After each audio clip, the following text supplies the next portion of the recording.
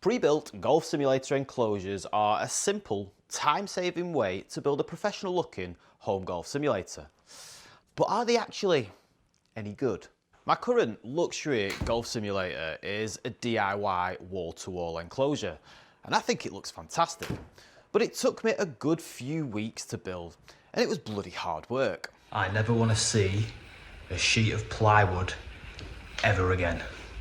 Now, I've never actually used one of these very popular pre-built DIY enclosures before, so I'm about to build one. And along the way, I'll explain if it was actually that easy to set up, how the build quality is, and whether or not it's worth the money. Back in 2020, I saved myself some money building my very own DIY golf simulator enclosure. It wasn't very pretty, but it was effective, as it got me hitting about 500 balls a day during the COVID lockdowns. Now, this setup was a fraction of the cost of one of these professionally built enclosures, but how do they compare?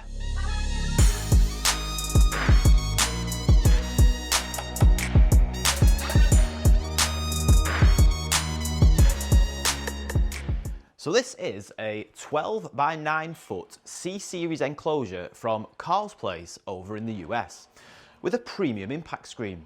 I've wanted to build one of these DIY enclosures as an upgrade for my second simulator bay. And Carl's Place had come highly recommended from a number of other golf simulator owners that I've spoken to during my DIY home golf simulator consultations. Now, I used the metal EMT poles that I already had from my previous smaller setup. And I just had to order a few extra lengths that were cut to size from the metal store here in the UK, just so it could fit this larger enclosure. You can buy the EMT poles directly from Carl's Place if you want to as an added extra, if you don't already have your own.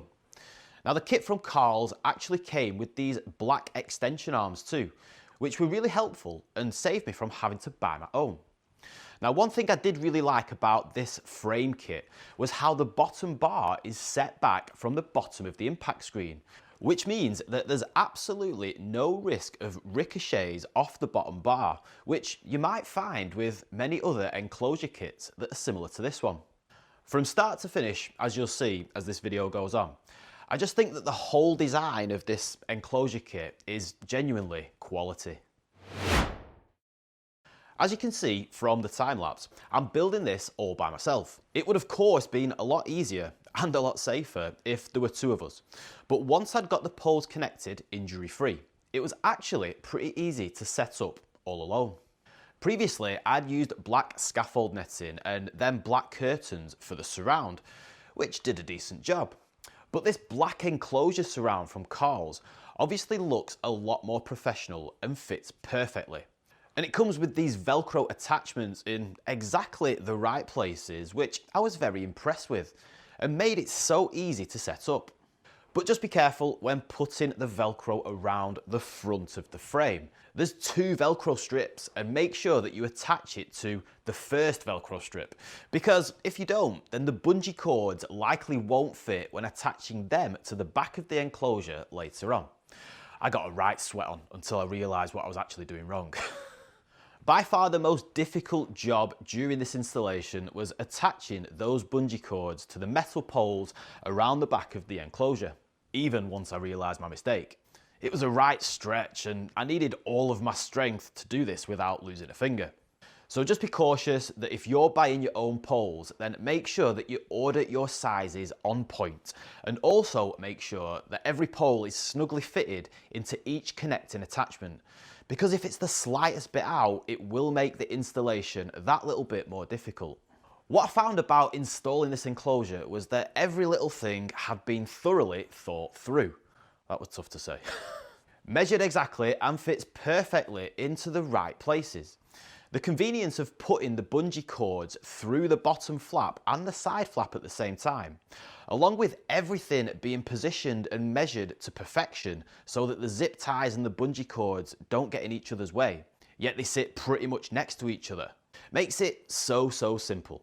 It's genuinely really well thought out, well made, and an absolute breeze to set up compared to building your own from scratch. You're supplied with an ample amount of bungee cords and zip ties, which is excellent and very convenient if you do make any mistakes. The foam inserts to protect the metal EMT poles are a great addition to add that extra safety aspect.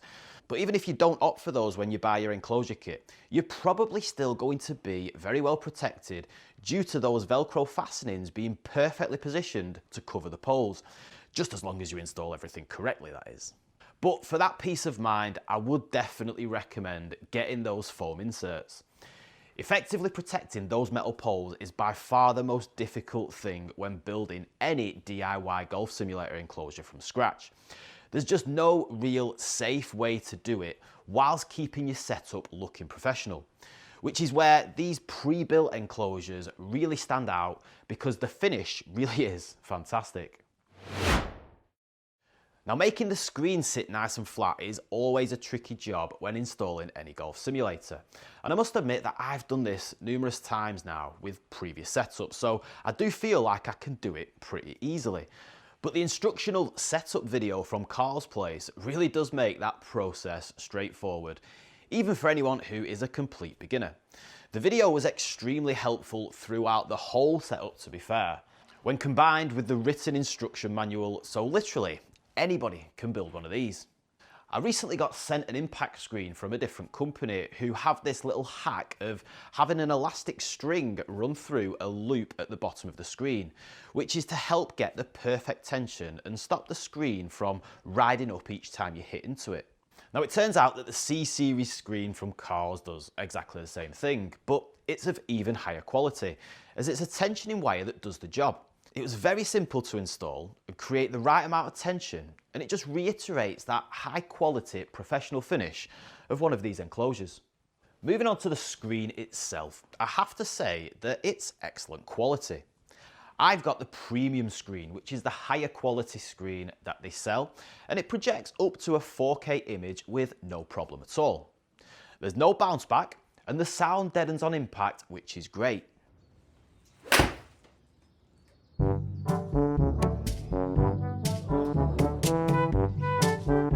If you do want to save a little bit of money here, then you can, as they have alternative screen qualities available on their website.